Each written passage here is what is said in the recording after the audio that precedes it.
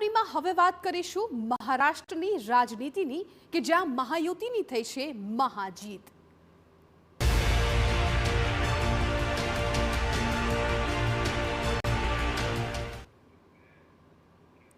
મહારાષ્ટ્રની રાજનીતિમાં સ્થાનિક સ્વરાજ સંસ્થાઓની ચૂંટણી પરિણામોએ મોટો સંદેશ આપ્યો। નગર પંચાયત અને નગર પરિષદની 288 માંથી 288 બેઠકોના પરિણામોમાં મહાયુતિએ સ્પષ્ટ બહુમતી સાથે ધમાકેદાર જીત મેળવી અને આ જીતમાં બીજેપી સૌથી મોટી શક્તિ બનીને ઉભરી આવી। શિંદેની શિવસેના અને અજિત પવારની એનસીપી પણ મજબૂતીથી મહાયુતિ સાથે ઊભી રહી છે, જ્યારે વિરોધી મહાવિકાસ અઘાડીએ આ ચૂંટણીમાં મોટો અઘાડીને ઝટકો લાગ્યો છે। આ પરિણામોને હવે બીએમસી અને 28 મહાનગરપાલિકા ચૂંટણીના સેમીફાઇનલ તરીકે જોવામાં આવી રહ્યા છે।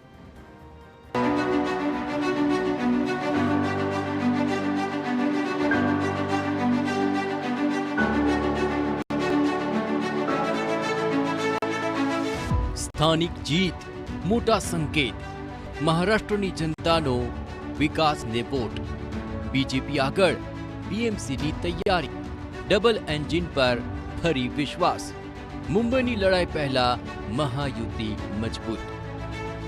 મહારાષ્ટ્રની 288 નગર પંચાયત અને નગર પરિષદના ચૂંટણી પરિણામોમાં મહાયુતિ ગઠબંધનનો જોરદાર દબદબો જોવા મળ્યો છે। પાર્ટીવાર આંકડા જોઈએ તો બીજેપીએ 127 બેઠકો જીતીને સૌથી મોટી પાર્ટી બની દબદબો સાબિત કર્યો। બીજેપી શહેરી વિસ્તારમાં સૌથી મોટી પાર્ટી બની છે અને મહાયુતિના દાવા પ્રમાણે 51% વોટ શેરનો તેમનો દાવો છે। શિંદેની શિવસેનાને 54 બેઠકો મળી છે તો અજિત પવારની એનસીપીને 37 બેઠકો મળી। આ રીતે મહાયુતિના ખાતામાં કુલ 218 બેઠકો ગઈ, જે સ્પષ્ટ કરે છે કે શહેરી અને અર્ધ શહેરી વિસ્તારોમાં મતદાતાઓએ વિકાસના નામે મહાયુતિને પસંદ કરી છે। બીજી તરફ મહાવિકાસ આઘાડી માટે આ પરિણામો ચિંતાજનક રહ્યા છે।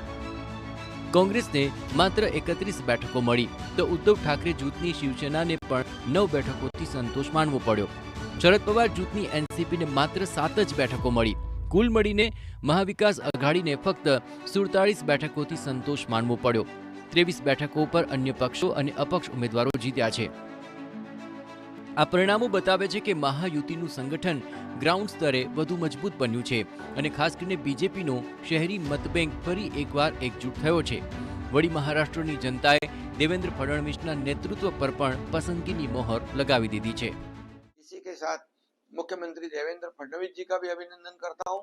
उनका भी भारतीय जनता पार्टी को भी भारी बहुमत मिला है और उन्होंने सेंचुरी पार कर ली और शिवसेना ने हाफ सेंचुरी पार कर ली है और महाविकास आघाड़ी गठबंधन के सबके मिला के टोटल कुल मिलाएंगे तो भी शिवसेना के नगराध्यक्ष ज्यादा चुनकर आए हैं। जो जनता है, जनता ने तय किया है कि नरेंद्र मोदी जी के नेतृत्व में और महाराष्ट्र में आदरणीय देवेंद्र जी के नेतृत्व में महायुति को ही चुन के देना है, ये जनता ने तय किया। આ પરિણામોની સૌથી મોટી અસર હવે સ્થાનિક ચૂંટણી પરિણામો પર જોવા મળશે। ખાસ કરીને મુંબઈની બીએમસી અને 28 મહાનગરપાલિકાઓની ચૂંટણી પર તેની અસર પડશે, જેના માટે 15 જાન્યુઆરીએ મતદાન છે અને 16 જાન્યુઆરીએ મતગણતરી થવાની છે। 2869 બેઠકો અને 3.48 કરોડ મતદાતાઓ નિર્ણાયક ભૂમિકા ભજવશે।